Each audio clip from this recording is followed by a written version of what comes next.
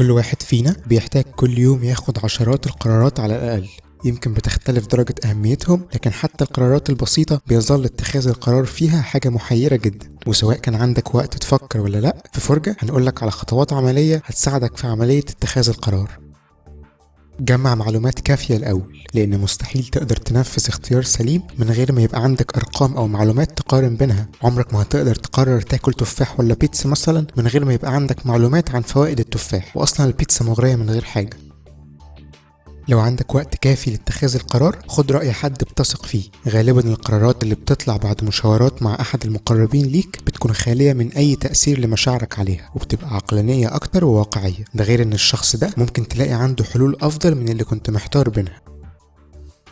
حدد دايما أسوأ حاجة ممكن تحصل، أو زي ما بيسموها the worst case scenario، وبعدها قرر إذا كان الموضوع يستاهل إنك تاخد من وقتك جزء عشان تقرر ولا لأ، ومدى الضرر اللي هيسببه أسوأ سيناريو ده. وعلى الأساس ده اديله وقت وبس في التفكير، لأنه لو أخد أكتر من وقته أنت بكل تأكيد هتخسر أكتر من الworst case scenario ده.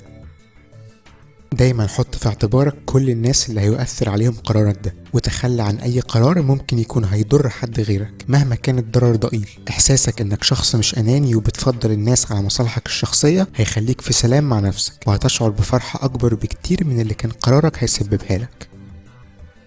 احيانا بتبقى محتاج تاخد قرار سريع، او بتبقى محتار بين حاجتين والاتنين مفيش منهم ضرر، زي انك تلبس تيشيرت ازرق ولا اخضر مثلا. في الحالات دي اخذ وقت للتفكير واتخاذ القرار بيكون تصرف مش حكيم. عوضا عن ده اختار اي اختيار بشكل عشوائي، او ممكن تستخدم حركتي المفضلة وترمي كوين لو بتختار بين حاجتين. ببساطة الوقت اللي هتوفره من الحركة دي هو احسن من اي قرار فيهم.